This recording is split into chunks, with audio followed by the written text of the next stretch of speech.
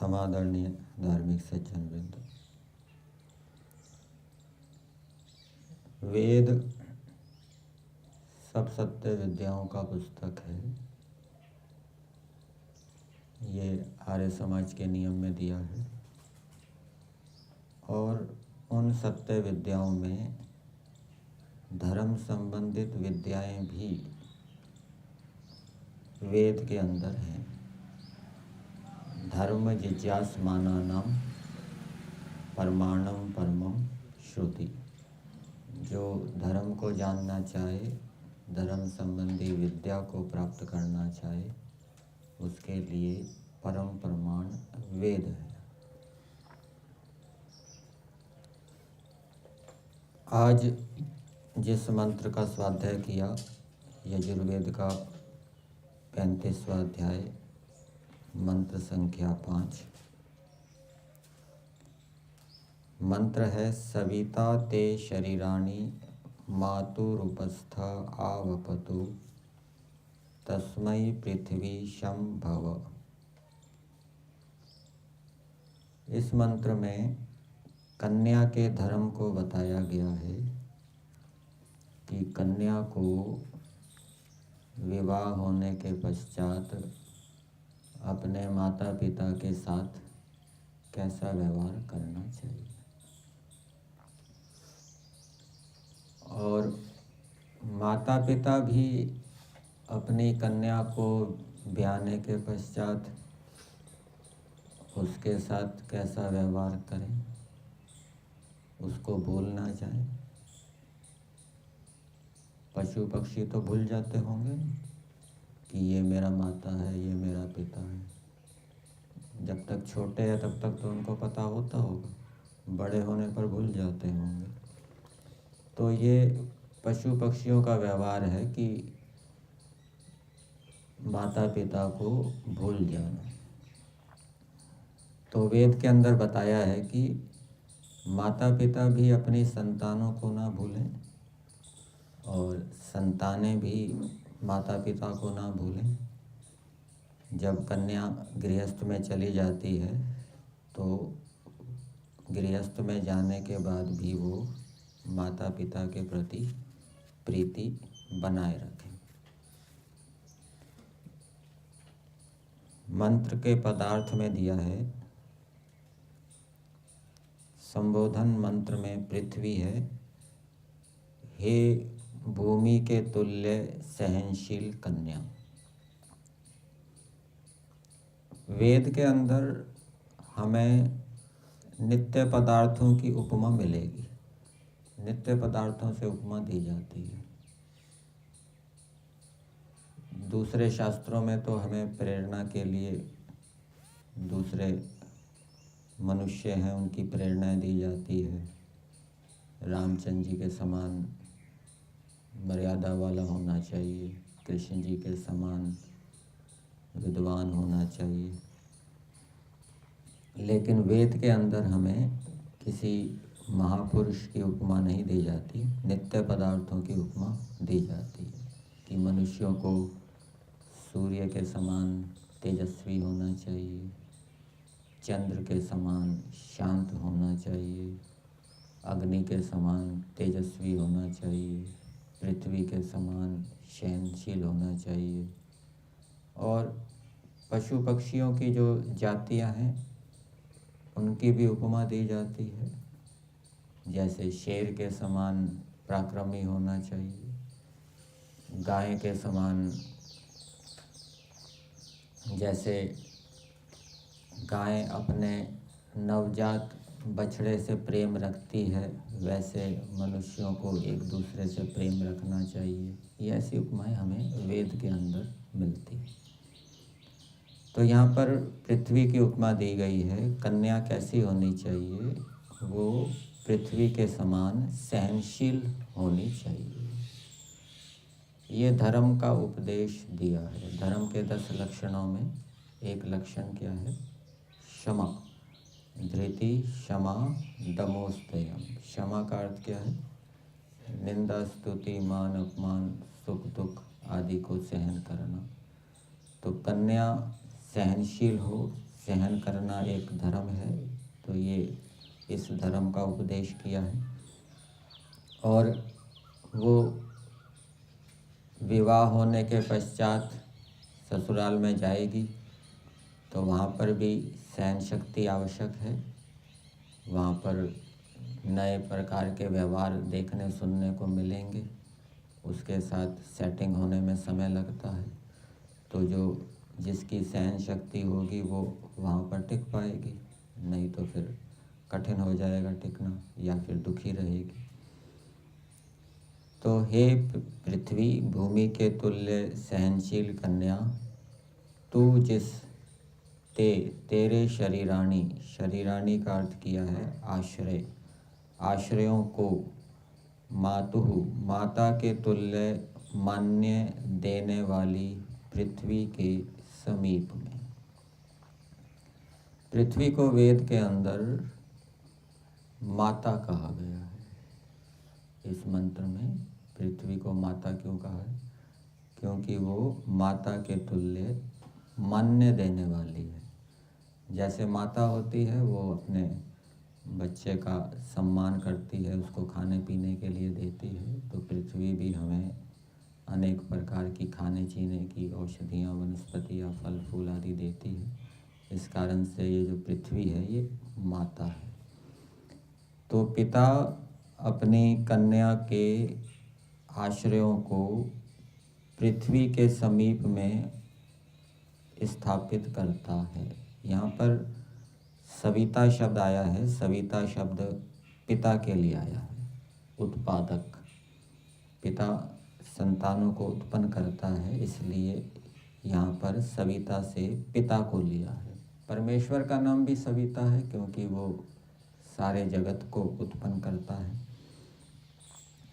तो इसका भाव यूँ समझना चाहिए कि पिता एक तो कन्या को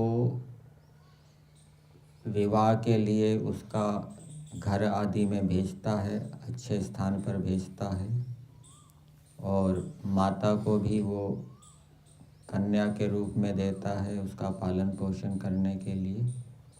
तो ऐसा जो पिता है, उस पिता के लिए तस्मै शम सुखकारिणी हो। तो कन्या को कहा गया है कि तू जो पिता तेरा उत्पादक है उसके लिए तू सुखकारिणी हो, सुख देने वाली हो। कब सुख देने वाली हो ये अभी मंत्र में पदार्थ में दिया नहीं है, भावार्थ से स्पष्ट होगा। भावार्थ में दिया है, हे कन्याओं, तुमको उचित है कि विवाह के पश्चात भी माता और पिता में प्रीति न छोड़ो। मंत्र में तो पिता के लिए कहा है कि पिता तेरा उत्पादक है, इसलिए तू उसको सुख देने वाली हो, लेकिन भावार्थ के अंदर माता का भी ग्रहण किया है कि माता और पिता उन दोनों के लिए तू विवाह के पश्चात भी उनके प्रति प्रीति को ना छोड़, प्रीति को बना रख। क्यों? क्योंकि उन्हीं दोनों से तुम्हारे शरीर उत्पन्न हुए और पाले गए हैं। अर्थात कन्या विवाह के पश्चात भी माता पिता का ध्यान रखे। माता पिता के ऊपर कोई आपत्ति आ जाती है, या गरीब हो जाते हैं, दरिद्र हो जाते हैं, और कन्या किसी अच्छे घर में गई है, तो वो सहयोग देवे उसको, माता पिता को। और माता पिता भी कन्या का ध्यान रखें। माता पिता भी कन्या के प्रति प्रीति को ना छोड़े। कन्या भी माता पिता के प्रति प्रीति बनाए रखे, और माता पिता भी कन्या का ध्यान रखे। मान लीजिए ससुराल के अंदर उसके ऊपर कोई आपत्ति आ जाती है, उसको कष्ट दिया जाता है, वो शिकायत करती है, तो माता पिता बीच में आए, दखल दें। कन्यादान आपने सुना होगा। कन्यादान के दो अर्थ हो जाएंगे। एक तो कन्या का दान, षष्ठी तत्पुरुष समास, और एक कन्या के लिए दान, कन्या यही दान। कन्या के लिए दान क्या होता है, उसको दहेज कहा जाता है। और कन्या का जो दान है उसको गौण दान कहा गया है। ठीक है ना, ये नहीं कि पूरा अधिकार माता पिता कन्या से हटा लेते हैं। एक तो मुख्य दान होता है जिसमें कि पूरा अधिकार छोड़ दिया जाता है, और एक गौण दान होता है। तो कन्यादान का मतलब है कि माता पिता गौण रूप से पति के साथ रहने के लिए कन्या को दे रहे हैं, मिलजुल कर रहे हैं। बाकी अधिकार तो माता पिता का रहेगा। ठीक है ना, माता पिता उसके ऊपर कोई आपत्ति आएगी तो उसका ध्यान रखेंगे। और कन्या के लिए दान दहेज के रूप में दिया जाता है। कन्या भी माता पिता की संपत्ति की अधिकारिणी होती है, और उसको जो दहेज दिया जाता है वो एक प्रकार से माता पिता की संपत्ति में से ही दिया जाएगा। और माता पिता को कोई उधार लेकर, कर्जा लेकर दहेज नहीं देना चाहिए। ठीक है ना, अपनी संपत्ति से ही उसको देना चाहिए। और वो जो दहेज होता है वो उसका धन होता है, उसको स्त्री धन कहा जाता है, और उस धन को पति नहीं ले सकता, और वो आपत्ति के समय स्त्री के काम आता है। तो ये कन्यादान, कन्या के लिए दान माता पिता भी देते हैं, और जो बड़े होते हैं दादा चाची आदि वो भी कन्यादान करते हैं, अर्थात कन्या के लिए कुछ देते हैं जिससे कि वो आपत्ति के समय उसका काम आए।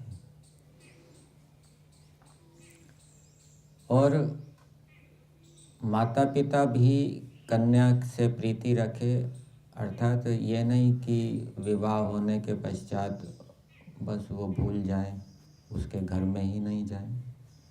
तो विवाह होने के पश्चात भी कन्या के माता पिता को उनके घर जाना चाहिए, कन्या के घर जाना चाहिए, भोजन करना चाहिए, कुछ भेंट वगैरह भी देनी चाहिए।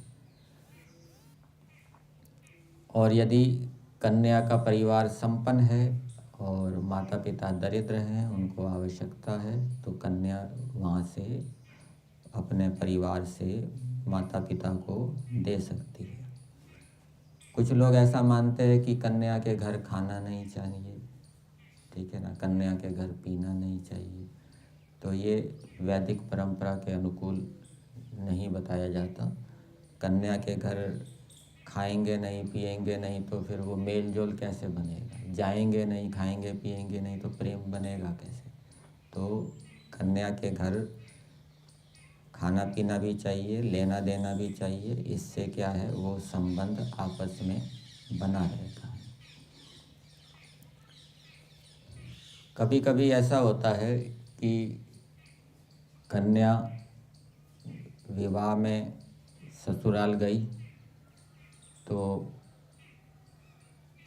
वो माता पिता के प्रति इतना प्रेम बना होता है कि वो ससुराल की छोटी छोटी घटनाएं भी माता पिता को बताती रहती है। आज ये हुआ, आज ये हुआ, आज ये बना, आज ये बना। तो इतना मेल जोल नहीं रखना चाहिए, क्योंकि उससे फिर वो हो सकता है, उनको अच्छा नहीं लग सकता। ठीक है ना, जो ससुराल वाले हैं उनको, हाँ, कोई विशेष आपत्ति आ जाए, कोई उसको कष्ट दे रहे हो, अत्याचार कर रहे हो, तो उस समय विशेष परिस्थिति में वो संपर्क कर सकती है। लेकिन रोज़ संपर्क करना, रोज़ घर की बातों को बताना, इससे भी क्या है, मेल जोल में बाधा हो सकती है, संबंध टूट सकते हैं। हाँ, ये हो सकता है कि कभी कभी महीने में, 2 महीने में, 3 महीने में बात कर ले, ठीक है ना। तो इतनी प्रीति भी नहीं रखनी चाहिए, ठीक है ना। ज़्यादा मेल जोल वो भी क्या है, बाधक हो सकता है।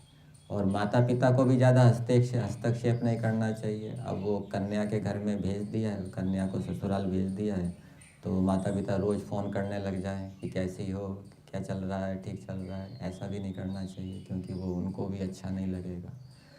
तो ये सारी बातें ध्यान में रखनी चाहिए। तो मंत्र का संदेश यही है कि कन्याएं विवाह के पश्चात माता पिता के प्रति प्रीति बनाए रखें, उनके ऊपर कोई आपत्ति आए तो उसमें सहयोग करें, उन्हें भूलें ना। और माता पिता भी कन्या के प्रति प्रीति बनाए रखें, वो भी उसको उसके यहाँ कभी कभी जाते रहे, कुछ भेंट आदि करते रहे, तो इस प्रकार से परस्पर प्रेम भाव बना रहता है। यहीं तक।